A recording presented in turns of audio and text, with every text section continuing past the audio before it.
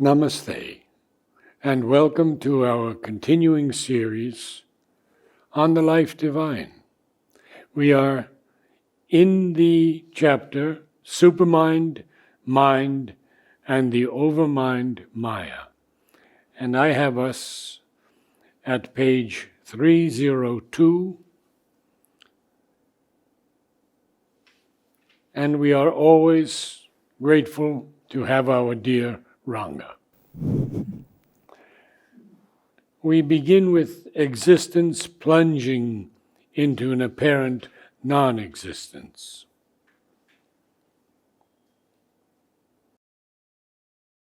Okay. So we are nearing the end of the chapter, Supermind, Mind and Overmind Maya. And earlier he has given you a very clear description of supermind and the overmind and the normal mind and the Maya, which goes on changing its character from the lowest level to the higher levels. Not only for Maya, but for everything, your view, your knowledge, your understanding of the reality goes on changing depending at which level of consciousness you are. That's a relativity, and spiritually also the relativity is valid, and also the physical world also relativity is valid. So he has been speaking about the supermind descending into overmind, and from overmind further until the one becomes the many, consciousness becomes the unconsciousness, subtle existence becomes gross existence, and even Ananda also hides itself in matter, and power also hides itself in matter. So now we are in the middle of the para, and we start from existence plunging into an apparent non-existence. Okay, so we start reading each sentence. Existence plunging into an apparent non-existence, consciousness into an apparent inconscience, delight of existence into a vast cosmic insensibility are the first result of the fall, and in the return from it, by a struggling fragmentary experience, the rendering of consciousness into the dual terms of truth and falsehood, knowledge and error, of existence into the dual terms of life and death, of delight of existence into the dual terms of pain and pleasure, are the necessary process of the labor of self-discovery. So he is talking of the involution, which is the plunging of Satchidananda into the apparent opposite of itself, and then he is talking about the difficult climb back, which is the evolution. So at the supreme level, in Satchidananda, all that is going to be manifested is inherent in it, and it releases them one by one, like the seed which releases each part of the tree. And again, there is a plunging into oneself in the inconscience also contains all these planes of consciousness which are going to come out of it, like like this seed. So the higher also is a seed condition, and the lower also, the inconscience also is a seed condition. The only difference is, at the higher level, the seed condition is light, knowledge, consciousness, but it is condensed. Whereas at the lower level, all the things are there, light, consciousness and all, but starting from the opposite pole, that is unconsciousness, ignorance, lack of ananda and everything. So it seems to be the opposite. They are mirror images of each other. So both are very, very similar. Each is infinite, superconscient and inconscient. Each is infinite, each is one, and each is a seed form. And there is an evolution downwards, and there is an evolution upwards. The evolution downwards, you call it involution, and the evolution upwards, you call it evolution. So he is describing that now. Existence plunging into an apparent non-existence. Here we have to understand the word existence as the subtle substance, sat. Okay? It is often translated as truth. But truth is we think of truth as a mental principle. But it's not that. Sat is the present participle of the Sanskrit root as, to be, to exist. So obviously, that which is existing is the truth. That which is not existing is not the truth. So sat means you can take it as substance, that which exists, but very subtle substance. That substance becomes gross substance, apparent non-existence, which means the inconscience. Consciousness at the highest level into an apparent inconscience. Why apparent, we'll discuss. Delight of existence into a vast cosmic insensibility. In matter, there is no delight. You don't see it, but it is there hiding. Are the first result of the fall. He is using the word fall because consciousness seems to diminish itself and become the opposite. Subtle substance becomes gross substance. It loses its subtlety. Ananda loses its delight and seems to become the opposite of delight. Okay. And force also, omnipotence, becomes here absolutely the opposite in matter. There seems to be no energy at all. There is. And we have learned also how to extract that energy. But it seems to be static, no power. So this is the downward plunge he is talking. So it becomes, he is saying, apparent, because consciousness, when it is descending downwards and reduces itself, continues to be consciousness. Just as light also, if you dim the light, it continues to diminish its luster, but it becomes not the opposite of itself, but the absence of light. So it is apparent unconsciousness. Why apparent? Because as there is a plunge downwards, the consciousness becomes limited. And if you bring in the one becoming the many, human beings are one of the many, and their consciousness is limited, and their means of knowledge is senses, which are limited. So you don't see the reality. That's why apparent. It is apparent unconsciousness. So the question arises, can man see through the appearance and see the reality even in the physical world? The answer is yes, because you can have a yogic consciousness even while in the body-mind life, and then you will see the reality even in the physical world. That's why it is apparent. Okay?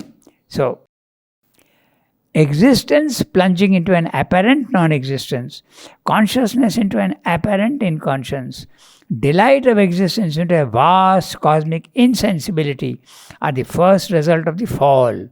And in the return from it, this is the evolution. In the return from it, by struggling fragmentary experience. Because when we are starting from knowledge, you know where you are going. Because you are fully in consciousness and knowledge. So there is no distortion, nothing. You know where you are going. Your destination is clear. You are plunging yourself into the opposite of yourself. But when you are starting from ignorance, unconsciousness, and lack of knowledge, naturally, you don't know where you are going. So it's a struggle.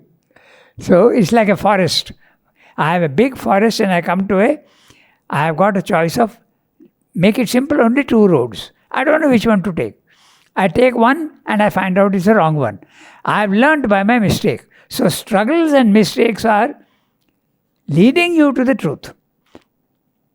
Error is not the opposite of, it is not to be seen negatively, it has to be seen positively. Each error helps you to find the truth. So that's what he's saying.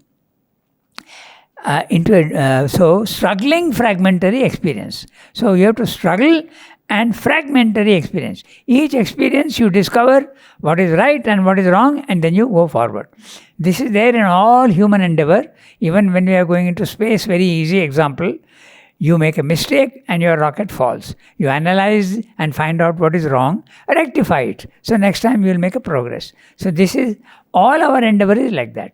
You go on learning through mistakes. So, struggling fragmentary experience. The rendering of consciousness into the dual terms of truth and falsehood, knowledge and error, of existence into the dual terms of life and death, of delight of existence into the dual terms of pain and pleasure, are the necessary process of the labor of self-discovery. You are starting from inconscience and you are discovering your true nature, you are going up. And this is a fragmentary process, and he is talking of the dualities.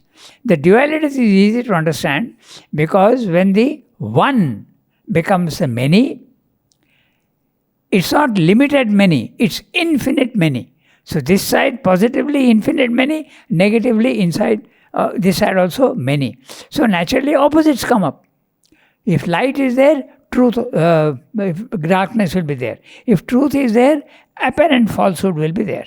That's why this consciousness becomes unconsciousness, and Ananda breaks up into the many, and if it is the many, you have pleasure and pain, both. So, Ananda becomes pleasure, pain and indifference. Power becomes incapacity, and all the different degrees of incapacity. All the different degrees, less, more. You can be more powerful, less powerful, absolutely no power at all. Same with consciousness and Sat. Sat is the substance which breaks up into here. We have found now 190 elements. So each, in fact, we may discover many more because 190 is not possible. It must be much more than that. We have to discover them. We have not yet discovered them. When I was at school, we used to know that there are 90 elements. Now there are 190. They have discovered more elements. So that is there. So, self-discovery.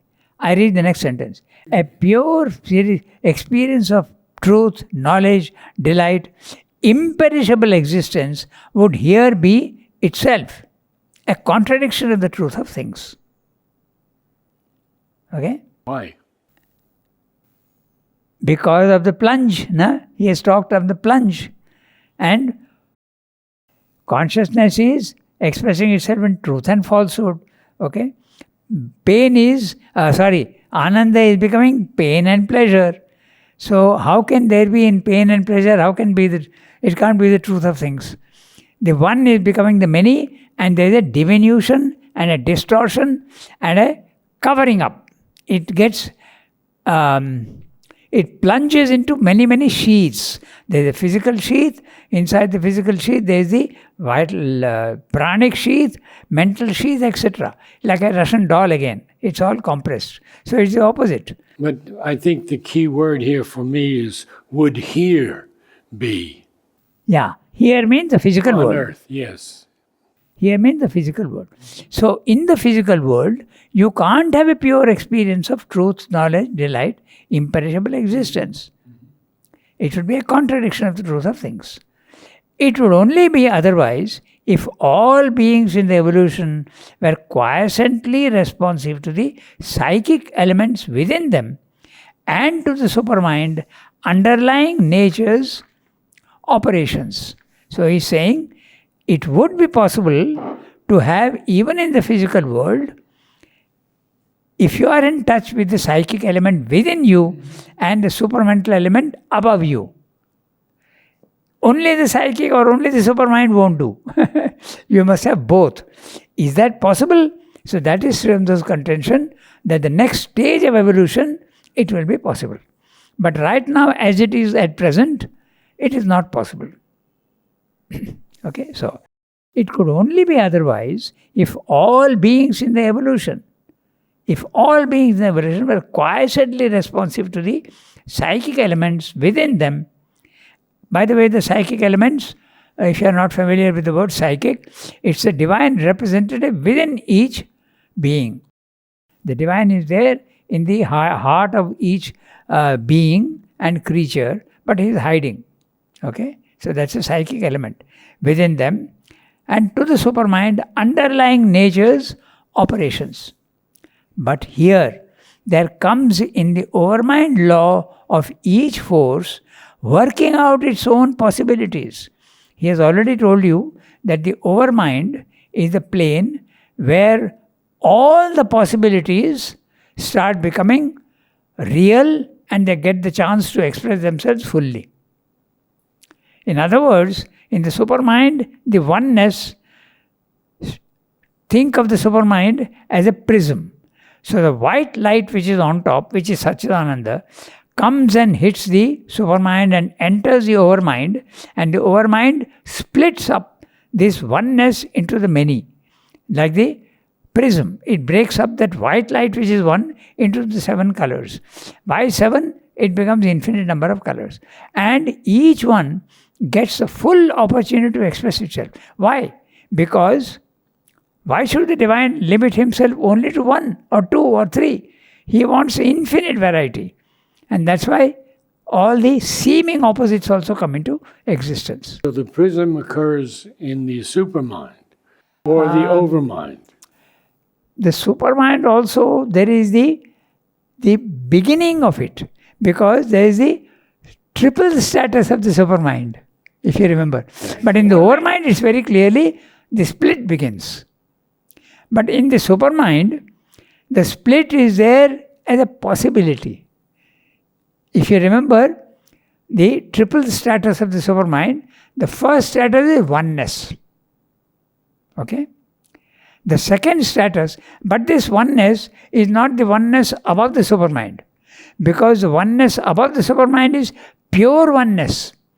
But in the oneness of the first status of supermind, the possibility of the many is there. Whereas in the other one, the possibility is not there. That's why without the supermind, there can be no manifestation. So if the divine wants to manifest himself, first he has to say, okay, I'll give myself an instrument which will make it possible for me to become the many. That's the supermind. So the supermind first is the oneness with the possibility of the many. It's a sea which is silent. The second is, I will start making the many. The waves start forming, the swelling. Not the waves, but the swelling start. So each wave is conscious that it is part of the sea. So if your consciousness is at the overmind level, you will know that your body is only one element of matter. Your life is one element of prana, universal prana. Your mind is one small formation of the universal mind plane of consciousness. Your individual soul is one part of the divine oversoul. That's what you realize in the overmind level of consciousness. Okay? Then the third level of the supermind is a swelling starts becoming a wave. And the wave is beginning to concentrate more on its individuality rather than the sea. You come down to the overmind level, you have almost forgotten you are part of the sea. Each wave is now concentrating on itself and says, okay, I want to become this, I want to become that. And it is given the power to become what it wants to be. That's why the one becomes the infinite many. Okay, so overmind law of each force with working out its own possibilities. This is what he means here. But here there comes in the overmind law of each force working out its own possibilities.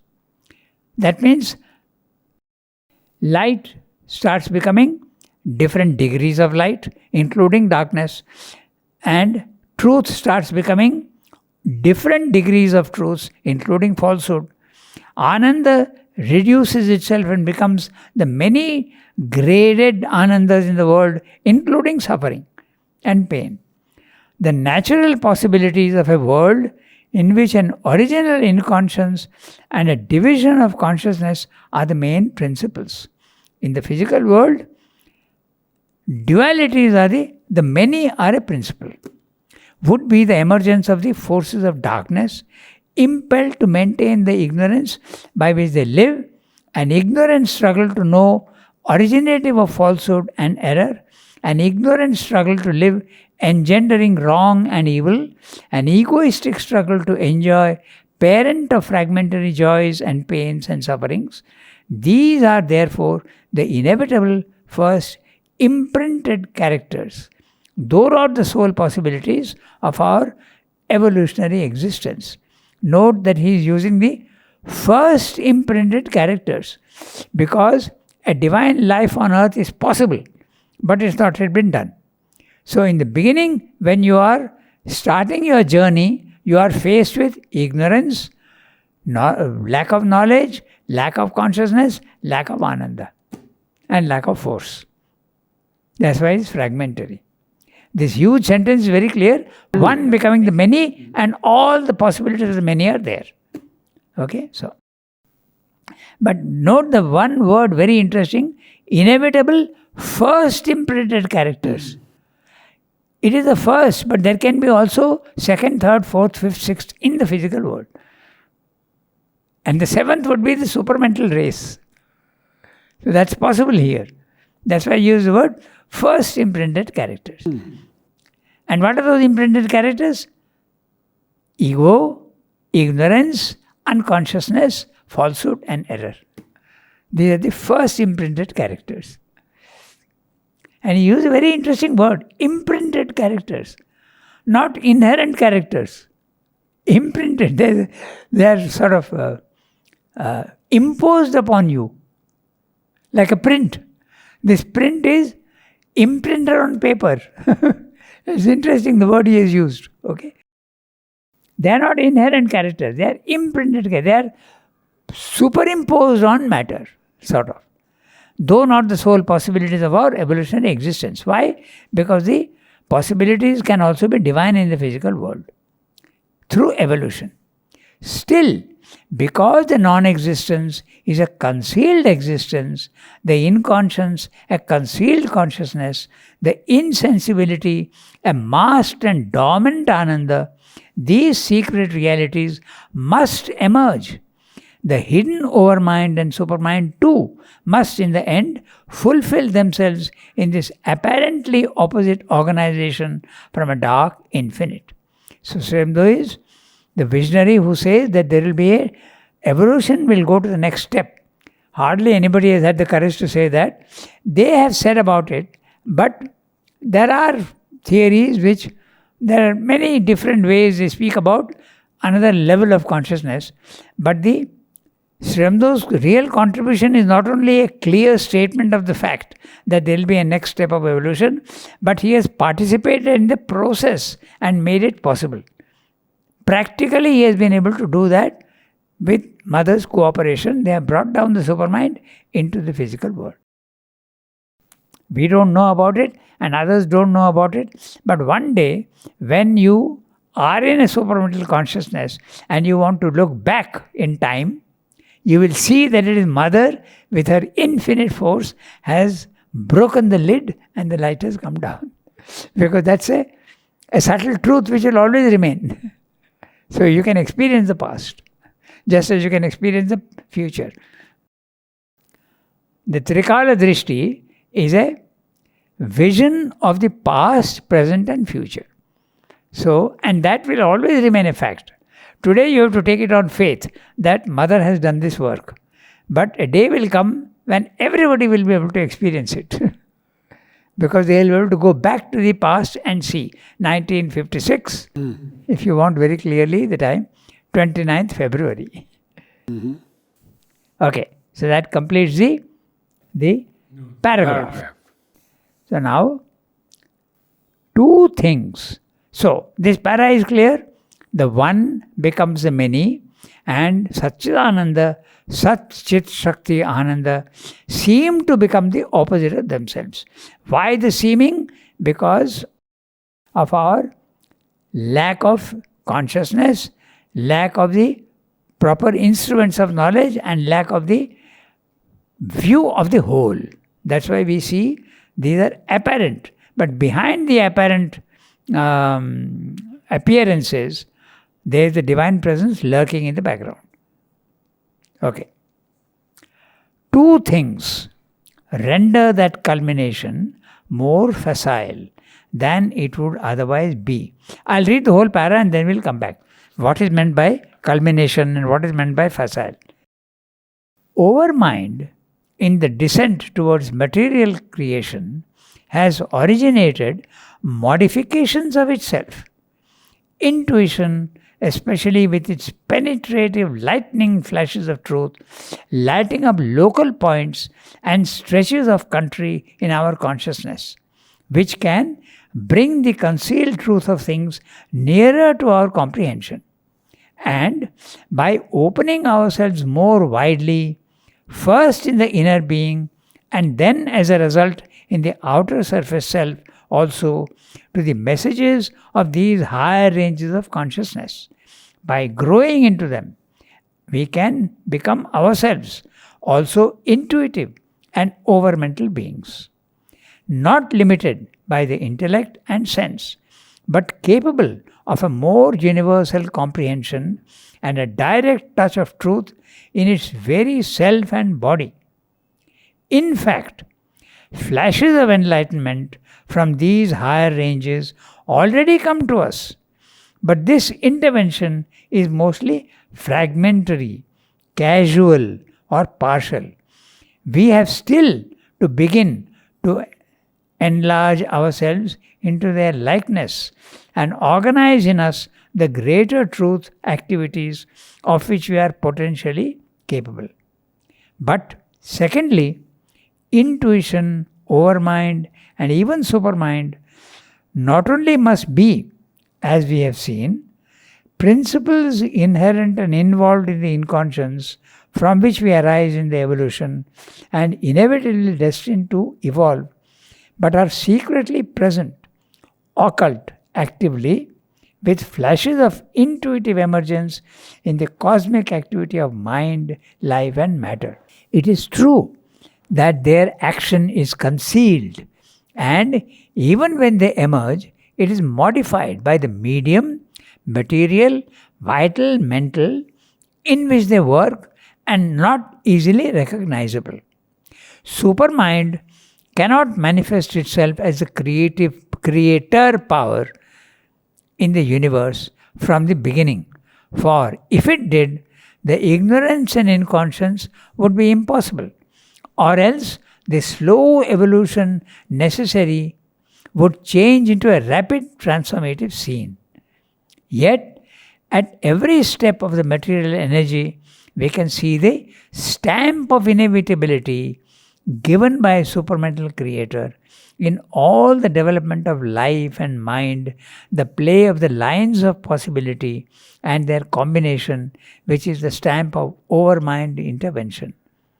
As life and mind have been released in matter, so too must in their time these greater powers of the concealed Godhead emerge from the involution and their supreme light descend into us from above. So powerful. Okay, there's only a 4-line para. I'll read that also and we come back to it. So, what he's saying is, although there is the opposite of Satchidananda in the physical world, it is possible to have a divine consciousness even in the physical world. How? He is explaining that there are degrees and we can climb to those degrees and then we can also bring down those into the lower.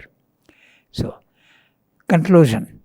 A divine life in the manifestation is then not only possible as a high result and ransom of our present life in the ignorance, but if these things are as we have seen them, it is the inevitable outcome and consummation of nature's evolutionary endeavor. So, a divine life, we'll do the last one, is very simple, that's why. A divine life in the manifestation is then not only possible as the high result and ransom of our present life in the ignorance. The word ransom he is using in a very interesting way, yes. Because what's a ransom? A ransom is the price you pay to get what you have lost. Okay? You, suppose a businessman, a kidnapper takes your son away and you suffer as a consequence, and the kidnapper phones you and tells you, you'll get your child back if you give me $1 million. That's the ransom you pay to get back what you have lost. So what have you lost in the normal man?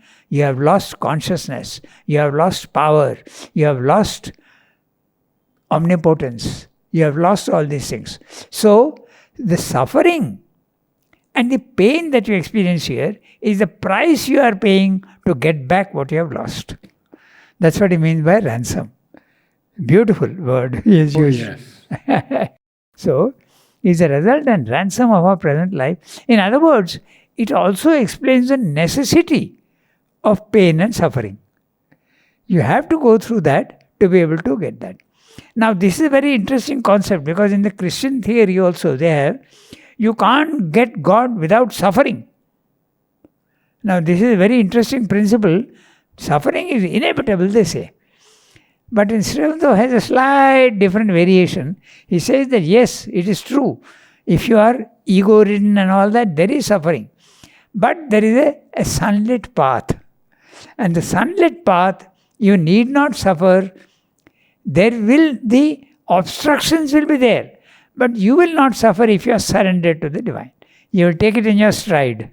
But in Savitri, he also writes, none can enter heaven who has not passed through hell. Yes. Even in the, he says, even the Redeemer of the world has to suffer what he has himself created. Look at, he gives the Christ, he came to redeem the world. What did the world do to him? They crucified him. What did they do to Socrates?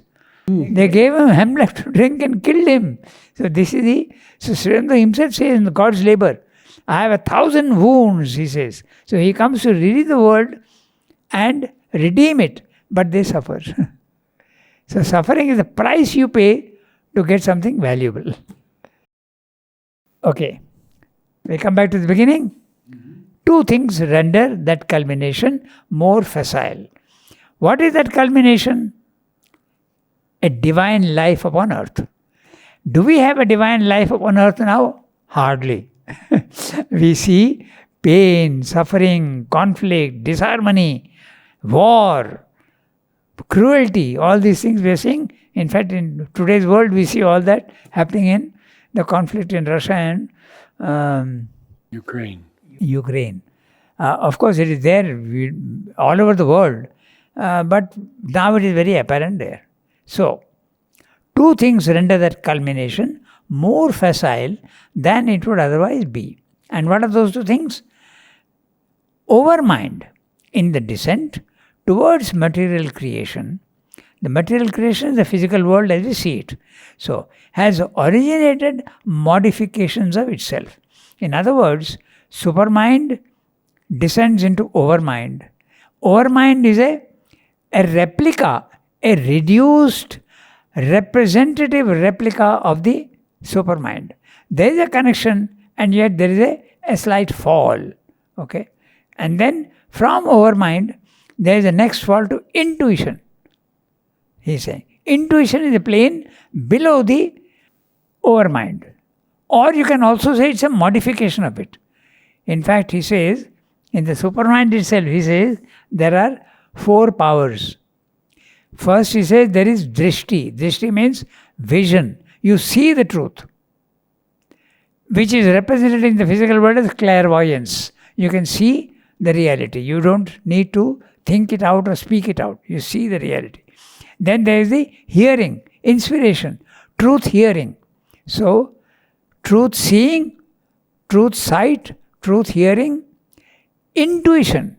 Intuition is the capacity to have knowledge without the process of thought.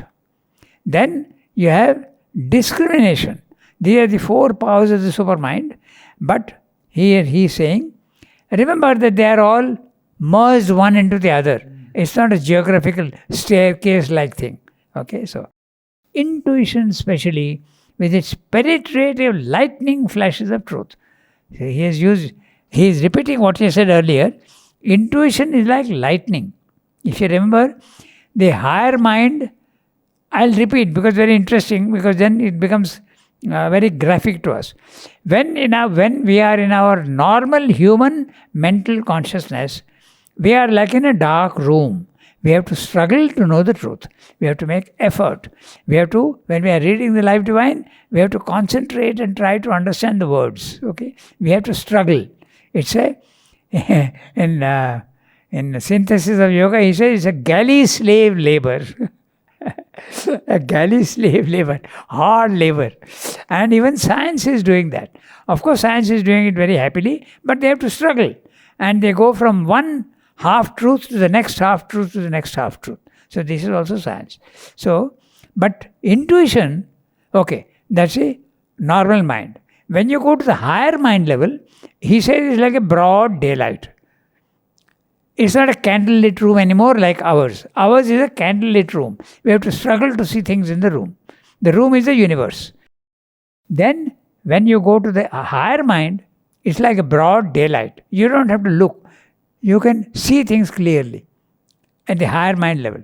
When you go to the element mind level, it is light itself that reveals its own character. Each thing reveals its own character. Intuition is like lightning flashes. So, very interesting, he is described. Okay? Intuition, especially with its penetrative lightning flashes of truth, lighting up local points and stretches of country in our consciousness. One particular area, the intuition throws its light and you come to know it. Not the whole. The whole would be at the overmind level. He says it is global. He uses the word global. But lightning very clearly stretches of country and local points. And how would you define the difference in illumined versus intuitive? Element is light, but not lightning light. Lightning is tremendous. Luster is 10 times more. No? So in fact, he has given the gradation. Candlelight, daylight, okay, bright light, and lightning light. So you can see the gradation. Okay, so intuition is that which reveals truths about certain things, not everything. When you go to the overmind level, it doesn't eliminate only one area. It eliminates a lot of area. Okay, and switches of country in our consciousness, which can bring the concealed truth of things nearer to our comprehension, and by opening ourselves more widely, first in the inner being, and then as a result in the outer surface self also, to the messages of these higher ranges of consciousness. So, there are a lot of things he has said, but we'll look at one by one. By growing into them, we can become ourselves also intuitive and overmental beings, not limited by the intellect and sense, but capable of a more universal comprehension and a direct touch of truth in its very self and body. Self and body. So, we'll look at each thing, what he's saying very carefully, because he's packing in a lot of information into, so each phrase we have to see, which can bring the concealed truth of things nearer to our comprehension. And by the way, this intuition, I think we can quite fairly say that Newton, when he saw the apple fall, he had an intuitive flash that it is coming down and not going up. Normally you take it as something very normal and you don't think about it. But he had a flash that there is a gravitational force. Before that in the West, they had no idea of the gravitational force. What about Einstein? It is intuition coming into the mind. Just like our mathematician Ramanujan. Yeah. He also had intuition. He knew that what he is getting is the truth. But he could not prove it mentally. So that's intuition. Okay. So and it is lighting up only some areas. None of them had the entire truth. But they had flashes of truth in a particular area. Okay. So by growing. So he's saying, Srivastava is saying, we can raise our consciousness to those levels and we can inner being. He's talking of the inner being. So inner being, we had a discussion the other day. If you consider yourself to be a house, because remember, you are a microcosm of the macrocosm. The universe, when it reduces itself and condenses itself, it becomes a individual. Whatever is there in the universe is there in you also. So you can enlarge your consciousness and become universal also. That's what the cosmic consciousness is. So, matter is infinite in the universe. You have a small amount of matter in you as a body. Same thing, prana, same thing, the mental and the other things are also there in you, but they are not yet organized and built. You have to build them. The higher mind, the intuitive mind, illumined mind, overmind, these are possible. You can, but you have to build them.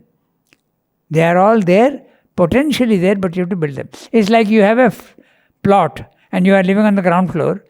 The other upper floors are not yet built, but you have to build them. How do you build them? Yoga, enlarging your consciousness.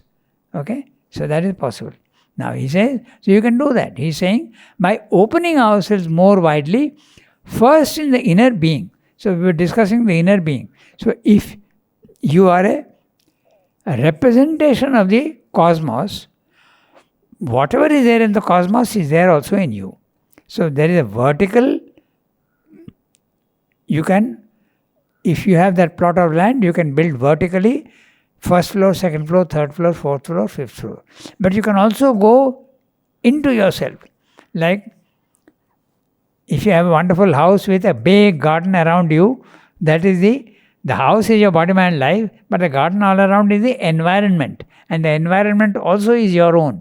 You can go into your, if you want to think only of a 60 feet by 40 feet plot, you have a small house, and at the back of your house you have a kitchen garden. I like to put it that way. Okay? But what is the speciality of that? It's open to the sky. In other words, whatever is in the universe, you can see it. So the inner being is that. Sri Aurobindo calls it the subliminal being or the inner being. So if you go into your inner being, you can have a good amount of cosmic knowledge, but it's also subject to a little bit of error. Okay? So, a good representation of the inner being would be the internet. Because what I don't know, I just go, I focus on what I want to know, and I can know at least part of it. But error is possible on the internet. Exactly what is there also in the inner being. It depends. You can have errors, but not so much. Much more knowledge than what you have in your body, mind, life. But that's the inner being. So Sri Aurobindo is saying first go into the inner being, then go up. Then it is safe. In other words, if you want psychicization first, then spiritualization. The third step, supramentalization. So Sri Aurobindo, he has not said that here, but the triple transformation is his method. Is his, first you have to psychicize yourself, all the defects of the outer body, mind, life disappear. Then you go raise yourself to the supramental level, spiritual levels, and then the third level is supermind. Then you become master of the universe.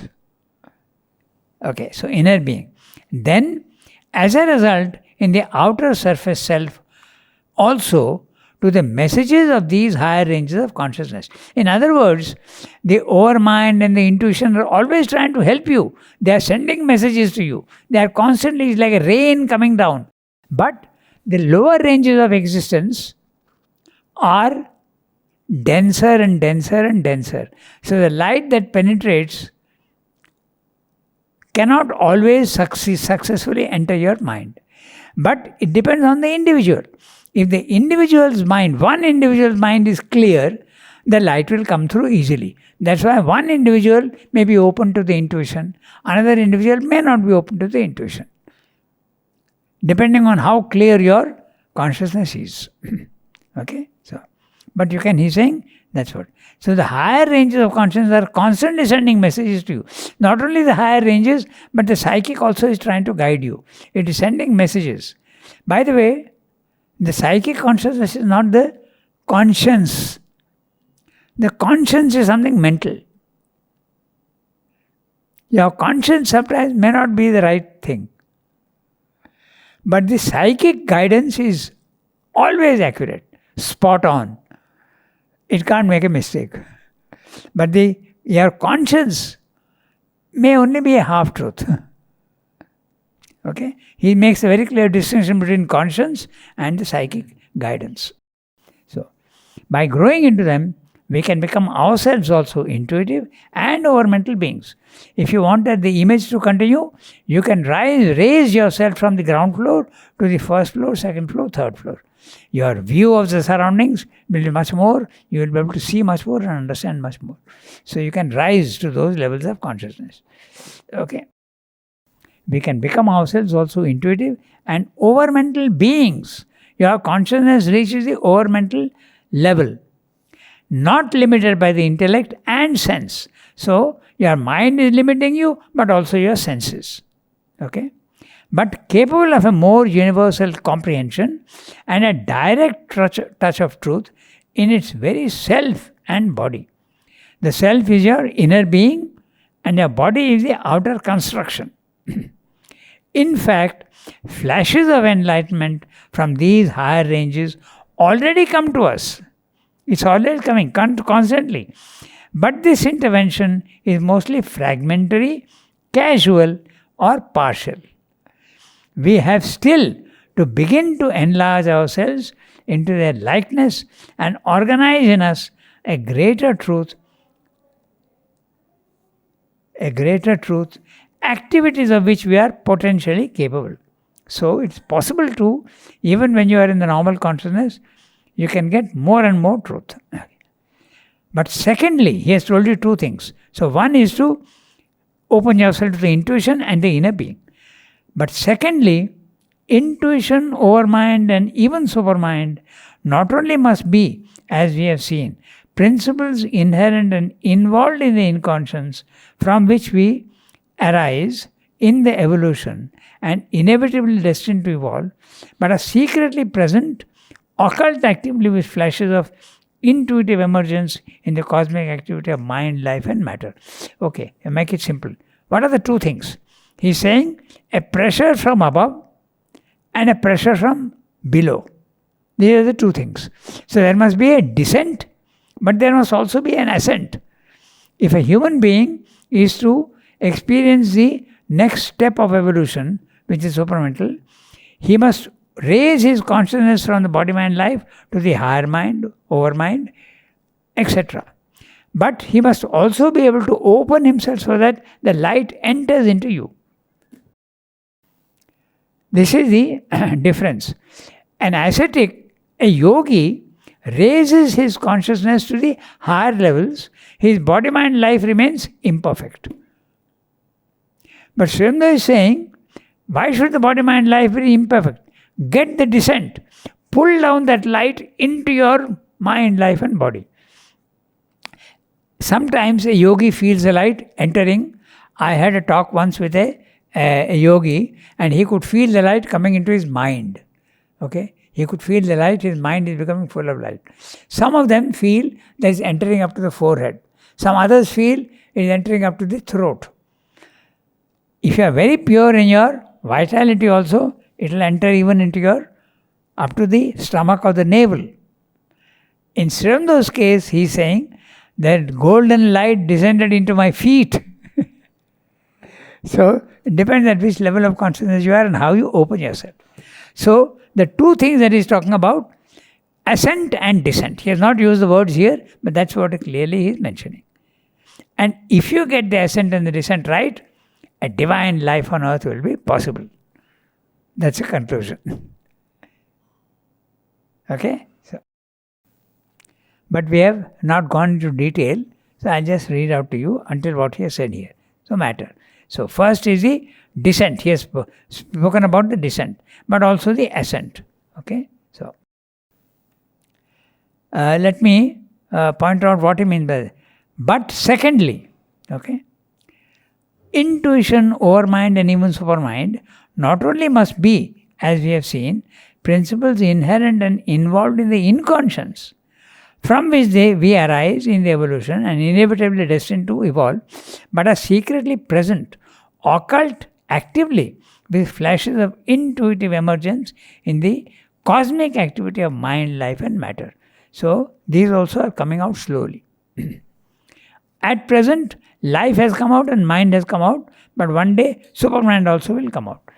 It is true that their action is concealed, and even when they emerge, it is modified by the medium, material, vital, mental in which they work, and not easily recognizable. We'll have a small discussion on this. When life is coming, emerging out of matter, it is not abandoning matter. It is incorporating matter and putting life into it. You will find no living creature is only life. It's matter and life. No mental creature is only mind. He has a body and he has a vital and he has a mind. So it incorporates. In the Life Divine later on there will be a chapter, Ascent and Integration. It integrates the laws into itself. So, in other words, even the supramental man, the Superman, will have a physical substance, but that substance will be modified into a spiritual substance. That's what is meaning by this. Okay, modified by the medium, material, vital, mental in which they work and not easily recognizable. Supermind cannot manifest itself as the creator power in the universe from the beginning. For if it did, the ignorance and inconscience would be impossible, or else the slow evolution necessary would change into a rapid transformative scene. But the divine wants the drama to be enacted. So it's a slow process. Okay. Yet at every step of the material energy, we can see the stamp of inevitability given by a supramental creator. In all the development of life and mind, the play and lines of possibility and their combination, which is a stamp of overmind intervention. This whole sentence very clearly is discussed in other places. He is meaning that even when the action in nature seems to be unconscious, there is a consciousness which is guiding it. In plants, for instance, very clearly they are aspiring towards light, and the roots are going and searching for water. Okay, but this is a conscious process. It's very interesting. The root has to go and find the water, and it does that. The tip of the root is hydrophilic. It loves water. So it goes and finds. I think I told you once a fantastic thing we saw in the press. We had a tank, big underground tank. And there was a tree just beside. And the tree managed to send its roots, very fine hair-like roots, into the tank so that it could get the water. So isn't that a conscious attempt? So there is consciousness even in that which seems to be unconscious. That's what is meaning. Okay. Yet at every step of the material energy, we can see the stamp of inevitability. Another example is the intuition of animals. Instinct. Intuition becomes instinct in their life. Okay.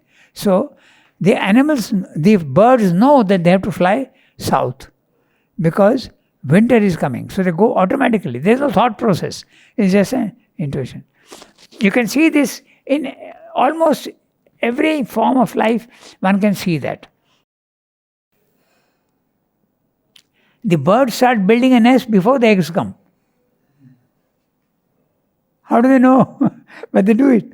Okay. A cat starts looking for a hiding place before the kitten comes. Okay. Or even take the most apparent thing, the newborn of an animal starts suckling immediately. How does it know it gets food there? But automatically it goes there and starts suckling. So this is all the guidance which is there behind the apparent inconscience. That's what he's saying here. Okay. Yet at every step of the material energy, we can see the stamp of inevitability given by supramental creator. In all the development of life and mind, the play and lines of possibility and their combination, which is the stamp of overmind intervention. Then, as life and mind have been released in matter, so too must in their time these greater powers of the concealed Godhead emerge from the involution and their supreme light descend into us from above. So there you are. There's an ascent and a descent. Okay? As life and mind have been released in matter, so too must in their time these greater powers of the concealed Godhead emerge. So it's a rising, emerge from the inconscious, and the supreme light descend into us from above. So the two things that he's talking about is a descent of the light from above, descent of consciousness from above, but also a ascent from the bottom. An emergence. Emergence. Because that it's a combination of the two forces that goes to the next step of evolution. This also we can understand in another way. If I take two glasses of water, but I connect them with a tube, okay? If I pour water in one, the level is the same. But if I press here, that one goes up. So, to be able to emerge, there has to be a pressure from above so that this emerges. You can think of it that way. Very beautiful. Yeah. So, this is what he's saying. There has to be a descent and an ascent. But only the ascent is not going to help. That's what the ascetic is doing. He keeps his body, mind, life imperfect. So, ascent is not enough. There has to be a descent to change the body, mind, life itself. That completes part one. Namaste all. Thank you for attending.